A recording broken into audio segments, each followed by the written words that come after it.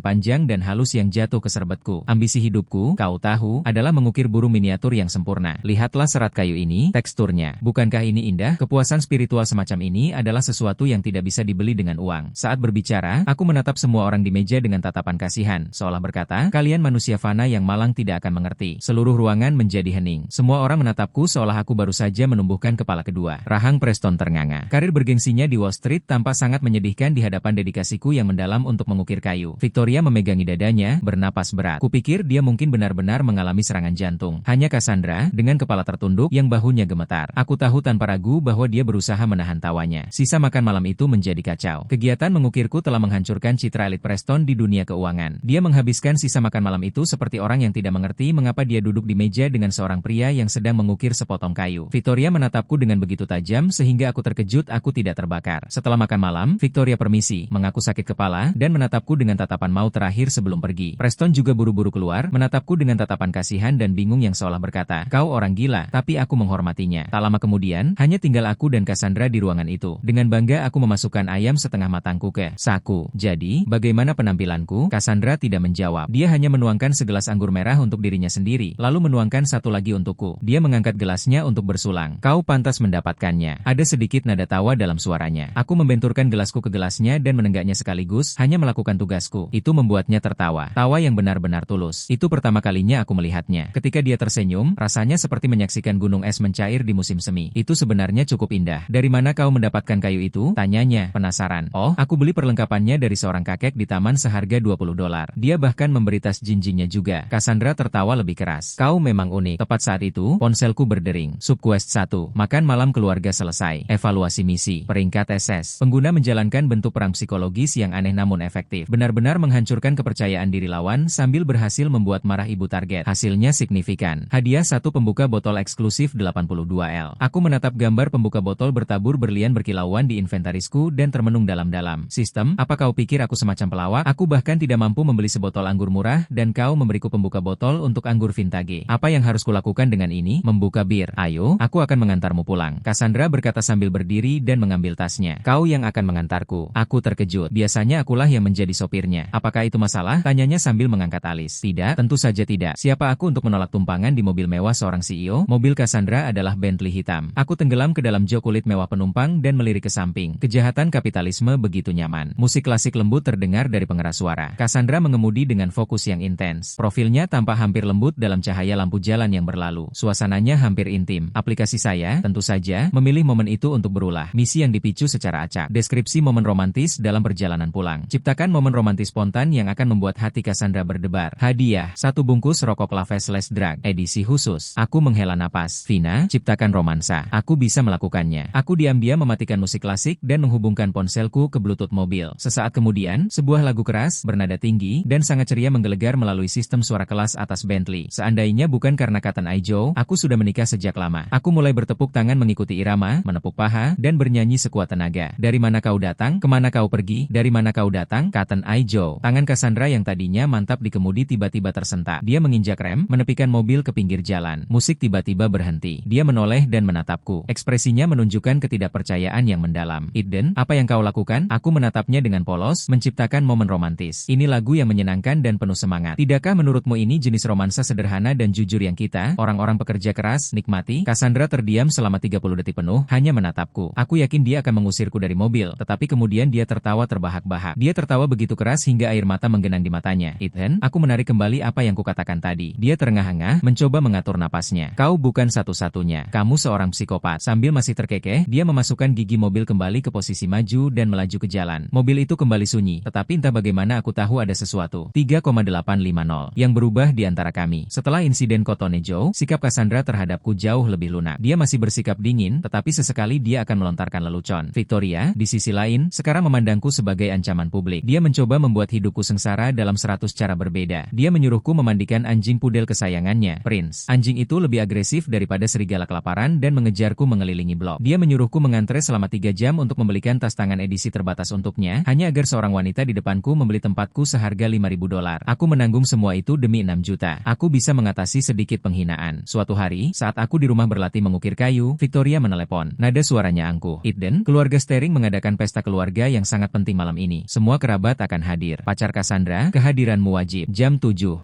di Summit Club. Jika kau terlambat atau mempermalukanku, kau akan mati. Dia menutup telepon sebelum aku sempat menjawab. Aku memutar bola mataku. Pesta keluarga, lebih mirip eksekusi publik. Aku sudah bisa membayangkan menjadi sasaran setiap komentar sinis dari setiap kerabat yang sombong. Tapi siapa peduli? Aku, Eden Funch, adalah veteran yang berpengalaman. Tidak ada situasi sosial yang tidak bisa kutangani. Malam itu, aku berdandan. Aku mengenakan setelan Armani tiruan terbaikku seharga 9,99 plus pengiriman gratis dari Wish, dan menggunakan setengah botol gel untuk menyisir rambutku ke belakang hingga sangat berkilau sehingga seekor lalat akan tergelincir dan patah kakinya jika mencoba hinggap di atasnya. Aku mengendarai skuter listrikku yang sudah usang menyusuri jalan berkelok-kelok menuju Summit Club yang terletak di atas bukit yang menghadap seluruh kota. Para penjaga keamanan di gerbang menatap skuterku yang diparkir di antara Porsche dan Lamborghini dengan jijik. Seandainya aku tidak menyebut nama Cassandra, mereka bahkan tidak akan mengizinkanku masuk. Ruang dansa itu dipenuhi lampu gantung berkilauan dan gaun-gaun mahal. Para pria berjas tuxedo membicarakan bisnis sambil minum sampanye, sementara para wanita berhias perhiasan bergosip dalam lingkaran kecil. Saat aku masuk, aku menjadi pusat perhatian. Setiap mata di ruangan itu tertuju padaku, campuran rasa ingin tahu, cemoohan, dan ketidakpercayaan. Aku hanya menegakkan bahu dan berjalan melewati kerumunan seolah-olah aku berada di karpet merah Oscar. Cassandra dan Victoria sedang berbicara dengan seorang pria tua yang jelas-jelas adalah kepala keluarga. Ketika Victoria melihatku, wajahnya berubah muram. Dia bergegas menghampiriku, suaranya berbisik penuh amarah. Eden, demi Tuhan, apa yang kau kenakan? Apakah kau membeli itu dari pedagang kaki lima dan skutermu? Apakah kau mencoba mempermalukanku di depan umum? Aku pura-pura polos. Victoria, ini setelan terbaikku, dan skuter ini bagus untuk lingkungan. Aku hanya melakukan bagianku. Dia tampak seperti akan meledak, tetapi dia tidak bisa membuat keributan. Baiklah, ingat, malam ini kau harus diam dan makan saja. Kalau kau mengucapkan satu kata pun yang tidak pantas, aku bersumpah akan membuatmu menyesalinya. Setelah peringatannya, dia berbalik dan bergabung kembali dengan pria tua itu. Tidak masalah bagiku. Aku langsung menuju prasmanan. Lobster, tiram, kepiting raja. Mereka punya semuanya. Aku mengambil piring dan mulai makan. Aku sedang asyik melahap ekor lobster ketika sebuah suara licik terdengar di sebelahku. Wah, kalau bukan pacarmu, Cassandra menyela. Kau makan seperti belum makan selama seminggu. Aku menoleh dan melihat seorang pria parubaya mengenakan kemeja bermotif bunga dan kalung emas tebal. Jelas, salah satu kerabatnya. Dengan mulut penuh makanan, aku bergumam, mau bagaimana lagi? Aku miskin, belum pernah makan seenak ini sebelumnya. Pria itu terkejut sejenak lalu mencibir. Dengar, nah, ketahuilah tempatmu. Cassandra adalah permata keluarga Sterling. Suaminya akan menjadi pria yang setara dengannya. Orang miskin sepertimu yang mencoba menaiki tangga sosial. Itu menyedihkan. Beberapa kerabat lain ikut menimpali. Tepat sekali. Lihatlah dirimu di cermin. Ambil saja uangnya dan pergi. Jangan mempermalukan keluarga. Aku menelan lobster dan menyeka mulutku dengan serbet. Aku menatap mereka dan tersenyum. Paman-paman, kalian semua benar. Aku tidak pantas mendapatkan Cassandra. Aku tidak punya uang, tidak punya kekuasaan, tidak punya koneksi. Tapi aku meninggikan suaraku, menarik perhatian orang-orang di sekitarku. Aku memiliki hati yang penuh cinta untuknya, dan dia mencintaiku. Itu saja yang penting. Cinta tidak bisa diukur dengan uang atau status. Pernyataanku, yang penuh dengan kemarahan yang benar, membungkam seluruh area. Semua orang terkejut. Ledakan emosiku yang tiba-tiba. Pria berbaju bunga itu memerah padam, menunjukku, terdiam. Kau orang AS. Tepat saat itu, Cassandra berjalan mendekat. Dia menyelipkan lengannya ke lenganku dan menatap para kerabat, suaranya dingin seperti es. Paman Robert, kehidupan pribadiku bukan urusan kalian. Eden adalah pria yang kupilih. Aku mencintainya, dan itu sudah cukup. Jika ada di antara kalian yang tidak menghormatinya lagi, kalian tidak menghormatiku. Dengan itu, dia menarikku pergi, meninggalkan kerumunan kerabat yang terkejut di belakangnya. Dia membawaku ke sudut ruang dansa yang tenang. Aku menatapnya, benar-benar tersentuh. Terima kasih untuk itu, Cassandra. Menggelengkan kepalanya. Mereka memang keterlaluan, tetapi dia menambahkan sedikit senyum di wajahnya. Pidatomu tadi ternyata sangat meyakinkan. Aku menyeringai. Keuntungan menjadi aktor profesional. Saat kami berdiri di sana saling bertukar pandang, Victoria menyerbu mendekat, wajahnya dipenuhi amarah. Dia menarikku ke samping dan sekali lagi mengambil cek dari dompetnya. 10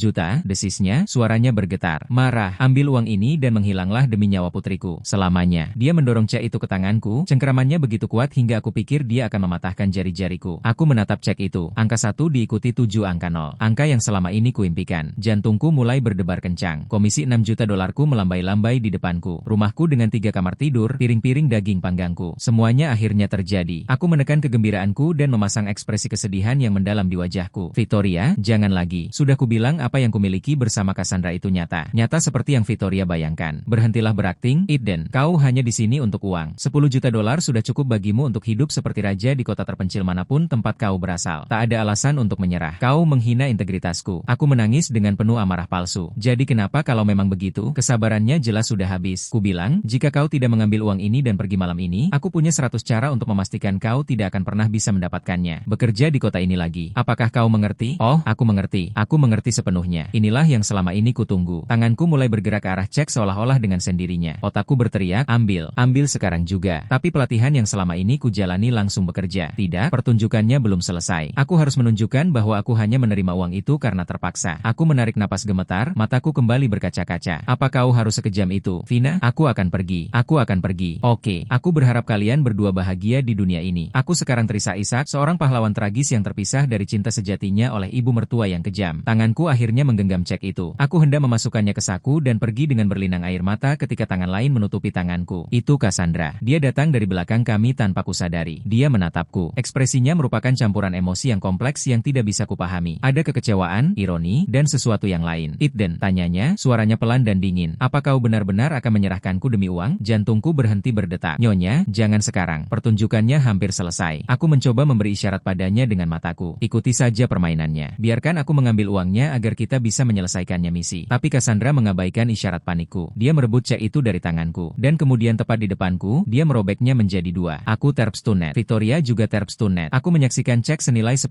juta dolar itu jatuh ke lantai seperti konfeti. Hatiku hancur bersamaan dengannya. 6 juta dolarku, rumahku, daging panggangku. Ibu, kata Cassandra, suaranya tegas. Sudah kubilang Eden adalah partnerku. Tidak peduli berapa banyak uang yang kau tawarkan. Aku tidak akan putus dengannya dan mulai sekarang berhentilah menguji orang-orang yang kupilih untuk ada dalam hidupku. Dia meraih tanganku yang lemas dan lumpuh lalu menarikku pergi. Ikutlah denganku. Aku merasa seperti boneka saat dia membawaku melewati seluruh ballroom, melewati ratusan wajah terkejut dan keluar dari Summit Club. Pikiranku kosong kecuali satu pikiran yang terus berulang. Semuanya sudah berakhir. Cassandra mendorongku ke dalam Bentley-nya. Kami berkendara dalam diam sampai kami mencapai tempat sepi yang menghadap ke sungai. Anginnya dingin, tapi hatiku lebih dingin. 10 juta dolar hilang. Aku merasa jiwaku seperti disedot keluar dari tubuhku. Keluar, kata Cassandra, memecah keheningan. Aku secara otomatis mengikutinya keluar dari mobil menuju pagar pembatas. Dia mengambil sebatang rokok dari tasnya, menyalakannya, dan menghisapnya dalam-dalam. Wajahnya tertutup asap. Eden, katakan padaku, katanya tiba-tiba. Apakah menurutmu aku pengganggu? Aku tidak menjawab. Aku tidak mau bicara. Apakah menurutmu aku merusak hari gajianmu yang besar? Tanyanya lagi. Aku menghela napas. Nona Sterling, jujur saja. Kesepakatan kita adalah aku akan membantumu mengadakan pertunjukan agar ibumu membayarku. Uangnya sudah ada di meja dan kau merobeknya. Apa itu? Apakah kau hanya mempermainkanku? Cassandra mematikan rokoknya dan berbalik menghadapku. Dalam kegelapan, matanya tampak bersinar. Bagaimana jika kukatakan aku tidak ingin kau pergi? Aku membeku. Apa maksudmu? Maksudku, aku tidak ingin kau mengambil uang itu dan menghilang begitu saja. Dia memulai, ia berjalan mendekatiku. Bunyi derap tumit sepatunya di trotoar bergema seperti dentuman drum di jantungku. Eden, kau orang yang menarik. Saat bersamamu, aku merasa rileks, bahagia. Aku belum pernah merasakan hal itu sebelumnya. Jadi, aku berubah pikiran. Ia berhenti tepat di depanku dan menatap mataku. Aku tidak ingin kau menjadi pacar palsuku lagi. Aku ingin kau menjadi pacarku yang sebenarnya. Aku benar-benar terkejut. Ini tidak benar. Naskahnya seharusnya kontraprofesional, bukan novel romantis tentang CEO yang jatuh cinta pada karyawan bayaran. Aku mengangkat tanganku. Nona Sterling, Anda tidak mungkin serius. Kita berasal dari dunia yang berbeda. Aku hanya seorang aktor yang mencoba mencari nafkah. Aku tahu, katanya. Aku tahu segalanya tentangmu. Ethan Finch, 26 tahun, lulus dari universitas tingkat 3 dengan gelar di bidang seni teater. 3 tahun lalu, kau menandatangani kontrak dengan Dream Lover Talent Agency yang menghususkan diri dalam peran pacar palsu. Kau telah menyelesaikan 17 kontrak dengan tingkat keberhasilan 100%. Tarif, kau agen terbaik mereka. Dia hafal seluruh kisah. 3,831. Hidupku. Keringat dingin mengucur di punggungku. Aduh, bagaimana kau tahu semua itu? Cassandra tersenyum. Ekspresi kemenangan yang licik di wajahnya. Karena agensi kekasih impian itu, aku pemiliknya. Aku hanya menatapnya. Otakku korsleting. Aku hampir bisa mendengar suara prosesor internalku terbakar. Apa yang kau katakan? Aku berkata, perusahaan yang mempekerjakanmu untuk berakting adalah perusahaanku. Dave Roberts adalah asisten pribadi saya. Si kecil penurutmu itu dirancang oleh programmer saya dalam satu sore. Sedangkan ibu saya, Victoria Sterling, dia adalah aktris teater terkenal di tingkat nasional. Saya yang mempekerjakannya. Dan Preston, dia salah satu karyawan saya yang hanya tampil sebagai bintang tamu. Setiap kalimat yang diucapkannya, dunia saya hancur sedikit demi sedikit. Saat dia selesai berbicara, semuanya tinggal puing-puing. Jadi selama ini, saya adalah satu-satunya yang tidak menjadi bahan lelucon. Saya pikir saya adalah dalang utamanya, tetapi saya bahkan bukan penonton. Saya adalah panggungnya sendiri. Mengapa? Saya berhasil terbatuk-batuk. Karena saya sedang merekrut, katanya. Merekrut? Ya, untuk posisi kepala petugas kreatif di perusahaan saya membutuhkan seseorang yang berpikir di luar kotak, yang dapat menghasilkan ide-ide brilian dan gila dalam situasi yang mustahil. Saya mewawancarai lusinan kandidat, tetapi mereka semua sangat membosankan, sangat konvensional. Dan kemudian saya melihat berkasmu. Proposal spektakulermu di luar gedung kantor saya menunjukkan potensimu. Mengalahkan seorang wakil presiden Wall Street di sebuah pesta makan malam dengan sebuah karya seni yang menunjukkan keberanianmu padaku. Dan memainkan lagu Cotton Eye Joe di Bentleyku untuk menciptakan momen romantis menunjukkan bahwa kau unik. Eden, kau lulus semua ujianku. Kaulah orang yang selama ini kucari. Dia mengulur mengulurkan tangannya. Sekarang aku secara resmi menawarkanmu pekerjaan. Bergabunglah dengan perusahaanku sebagai kepala petugas kreatif. Gajinya 5 juta setahun, ditambah 1% dari opsi saham perusahaan. Kau setuju? Aku menatapnya, lalu ke tangannya yang terulur. Angin menerpa rambutku, mengacak-acaknya, seperti dia telah mengacaukan seluruh hidupku. Pada saat itu, duniaku benar-benar terbalik. Aku menerima pekerjaan itu. Tentu saja, aku menerimanya. Tawaran itu terlalu bagus untuk ditolak. 5 juta setahun ditambah opsi saham. Jauh lebih baik daripada mencoba menipu biaya putus cinta dari keluarga kaya. Hidupku berubah dari 0 menjadi 100 dalam semalam. Suatu hari aku adalah seorang aktor yang berjuang. Keesokan harinya aku adalah CCO sebuah perusahaan besar. Kedengarannya bagus. Pada hari pertamaku, Cassandra dia memberi saya tur pribadi ke seluruh kantor. Setiap karyawan yang kami lewati menyapa saya dengan hormat, Tuan Vance. Rasanya luar biasa. Dave Roberts, atau lebih tepatnya asisten Roberts, menyapa saya dengan senyum lebar yang ramah. Tuan Vance, suatu kehormatan bisa bekerja dengan Anda. Saya menepuk bahunya. Anda juga, Dave. Ngomong-ngomong, apa yang terjadi dengan SIM saya? Senyumnya sedikit berkedut. Nyonya Sterling yang mengambilnya. Dicopot. Saya diberi kantor sendiri tepat di sebelah kantor Cassandra. Hanya dipisahkan oleh dinding kaca buram. Kantor itu lebih besar dan lebih mewah daripada apartemen lama saya. Saya duduk di kursi kulit seharga ratusan ribu dolar dan merasa seperti telah mencapai puncak prestasi manusia. Deskripsi pekerjaan saya agak samar. Cassandra mengatakan tugas utama saya adalah memecahkan masalah yang tidak dapat dipecahkan dengan metode normal. Misalnya, seorang calon mitra menolak untuk menegosiasikan kesepakatan. Cassandra menyerahkan kasus itu kepada saya. Saya menyelidiki latar belakang orang itu dan menemukan bahwa dia adalah pemain poker fanatik. Jadi, alih-alih membicarakan bisnis, saya 3,831 menemuinya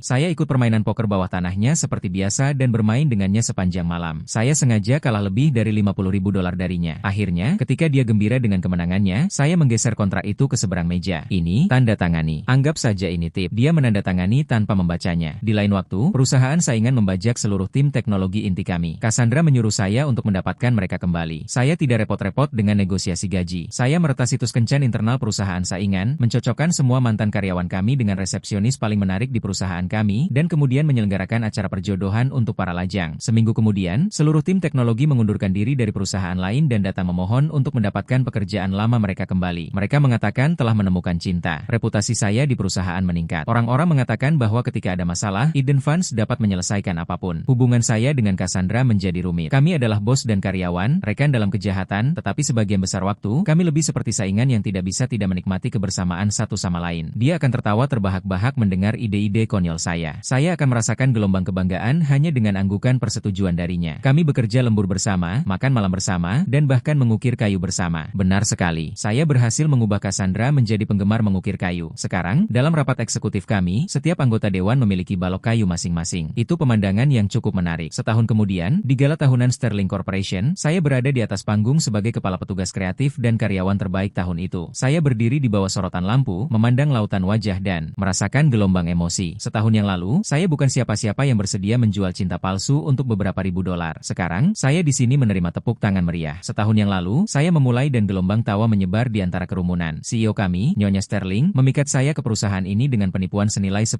juta dolar. Saat itu, saya pikir saya telah kehilangan kesempatan untuk menjadi jutawan. Tapi sekarang, saya ingin berterima kasih padanya. Karena dia, saya menemukan tujuan hidup saya. Saya belajar bahwa kreativitas seseorang jauh lebih berharga daripada uang. Tentu saja, saya menambahkan sambil menyeringai. Jika dia ingin mengganti bonus 1 juta dolar saya dengan cek asli 10 juta dolar itu, saya akan lebih bersyukur lagi. Kerumunan tertawa terbahak-bahak. Saya melihat Cassandra di barisan depan menutupi mulutnya, matanya berkerut karena tersenyum. Setelah acara gala, para eksekutif mengadakan pesta pribadi di teras atap. Lampu-lampu kota berkelap-kelip di bawah kami. Saya menemukan Cassandra berdiri sendirian di dekat pagar, memandang pemandangan. Dia mengenakan gaun merah yang menakjubkan dan tampak mempesona. "Apa yang kau pikirkan?" tanyaku, sambil berdiri di sampingnya. "Aku sedang berpikir setahun yang lalu hari ini, aku berdiri di tempat yang tepat ini," katanya. "Kecuali saat itu kau tidak ada di sini bersamaku." Aku tersenyum dan merogoh saku. Aku mengeluarkan pembuka botol bertabur berlian 82 light dari aplikasi. "Ini untukmu," katanya sambil mengambilnya dengan bingung. "Apa ini?" "Sebuah souvenir," kataku, "untuk memperingati pertemuan pertama kita yang bernilai 10 juta dolar." Cassandra melihat pembuka botol itu, lalu kembali menatapku dan tertawa. "Eden, apakah kamu masih memikirkan 10 juta dolar itu?" "Tentu saja," kataku. "Aku hampir mendapatkan uang itu dengan jujur." Dia tertawa lagi. "Baiklah." Dia merogoh tasnya dan mengeluarkan kartu kredit. Dia memberikannya kepadaku. "Ada 10 juta dolar di sini. Anggap saja ini sebagai biaya putus cintamu yang sudah lama tertunda." Aku menatap kartu itu. "Apakah kamu serius?" "Tentu saja," katanya. "Tapi jika kamu menerimanya, kamu harus menyetujui satu syarat." "Syarat apa?" Dia mendekat, suaranya berbisik lembut di telingaku. "Mulai hari ini, kamu tidak diizinkan untuk putus denganku." Napasnya terasa hangat di kulitku. Jantungku berdebar kencang. Aku menatap wajahnya yang begitu dekat denganku, matanya yang bersinar, dan aku tahu aku sudah jatuh cinta. Aku mengambil kartu itu, lalu melingkarkan lenganku di pinggangnya, menariknya mendekat. Nona Sterling, apakah Anda mencoba membeli kesetiaan saya? Dan bagaimana jika memang begitu? Kalau begitu, dengan senang hati saya beritahukan bahwa itu berhasil. Mulai sekarang, Ethan Finch milik Anda, dan Anda tidak akan pernah bisa menyingkirkan saya. Aku menundukkan kepala dan menciumnya. Angin berhembus di sekitar kami, membawa aroma manis dari awal yang baru. Hidupku dimulai dengan kebohongan yang absurd, tetapi entah bagaimana aku telah menemukan kebahagiaan paling tulus yang pernah ku kenal. Bukan pertukaran yang buruk.